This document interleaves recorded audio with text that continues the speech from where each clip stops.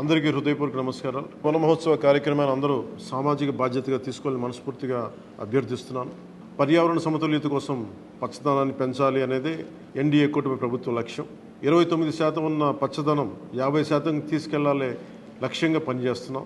ఈ వన మహోత్సవ కార్యక్రమంలో మరొక ముఖ్య విషయం, వృక్ష జాతుల ఎంపిక చాలా కీలకం. అవి స్వదేశీ వృక్ష జాతులను ఎంపిక చేసుకోవటం చాలా అవసరం.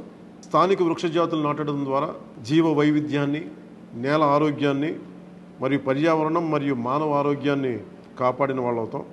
అందుకే దేశవాళీ చెట్లు పెంచడం చాలా అవసరం. మన దేశ భూ వాతావరణ జీవ వైవిధ్యాన్ని ముప్పు కలిగించే అన్య దేశ జాతుల్ని నాటడం మనందరం మానుకోవాలి. చూడటానికి మొక్క ఆకర్షణీయంగా ఉంది, మొక్క నాటితే ఏపుగా పెరిగిపోతుంది, నిర్వహణ ఖర్చులుంటాం అని చెప్పి ఎవెన్యూ ప్లాంటేషన్ పేరు మీద గత దశాబ్ద కాలంలో అన్య దేశ వృక్ష జాతులైన కోనాకార్పస్, ఏడాకుల పాల, మడగాస్కర్ ఆల్మండ్, ఆస్ట్రేలియా తుమ్మ లాంటి వృక్ష జాతుల్ని విరివిగా నాటేశాం. వీటి మూలంగా పర్యావరణానికి ప్రయోజనం కంటే కూడా ఆరోగ్యం మీద, భూగర్భ జల సంపద మీద చాలా తీవ్ర ప్రభావం చూపుతూ ఉంది.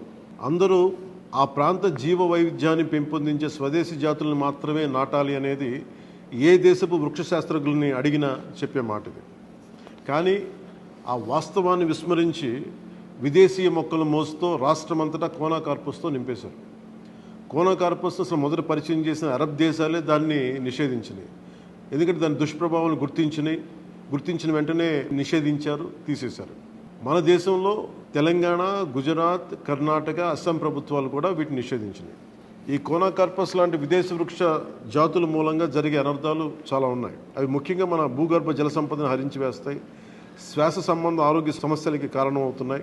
కోనాకార్పస్ ఎలాంటి వృక్ష జాతి అంటే పశువులు తినవు, పక్షులు గూడు పెట్టవు, కనీసం పక్షులు కూడా వాలవు. చెట్టుని చేమని ఆధారంగా చేసుకుని బతికే క్రిమికీటకాలు కూడా ఈ చెట్లు జోలికి రావు.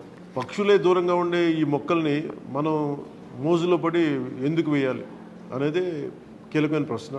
అందుకే ప్రతి సంవత్సరం జూన్, జూలైతో మొదలై నవంబర్లోని కార్తీక సమారాధన వరకు కొనసాగే ఈ వన మహోత్సవ కార్యక్రమంలో మన స్వదేశీ జాతులైన జీవ ఇంధనంగా ఉపయోగపడే కానుగ, వేప, చింత, ఉసిరి, శ్రీగంధం, ఎర్రచందనం, రావి, మర్రి, రేల, దిరిసెన, సీత, అశోక, మారేడు, నేరేడు, దేవకాంచనం, తెల్లమద్ది, మామిడి, కదంబం, జమ్మి, వెలగ, సీతాఫలం ఇలాంటి ఇంకా ఎన్నో మన జాతుల మొక్కల్ని నాటాలని అందరినీ అభ్యర్థిస్తున్నాం, కోరుకుంటున్నాం. 29% ఉన్న మన పచ్చదనాన్ని 50% తీసుకెళ్లే లక్ష్యంగా చంద్రబాబు నాయుడు గారి నాయకత్వంలో కూటమి ప్రభుత్వం పనిచేస్తుంది. అందరం కలిసి పచ్చదనాన్ని పెంచుకుందాం, పర్యావరణాన్ని కాపాడుకుందామని తెలియజేసుకుంటూ జై హింద్.